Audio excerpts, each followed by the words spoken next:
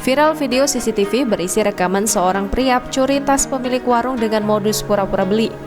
Video rekaman CCTV berdurasi 1 menit yang merekam aksi pencurian pada warung sembako di Jalan Jati, Pondok Jagung, Serpong Utara, Kota Tangerang Selatan viral di sejumlah akun Instagram bergenre informasi bagi warganet.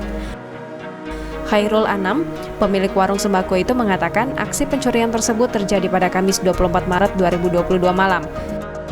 Menurutnya, pelaku yang berjumlah 2 orang berhasil menggasak tas miliknya yang berisi kartu identitas maupun ATM yang berisikan saldo jutaan rupiah.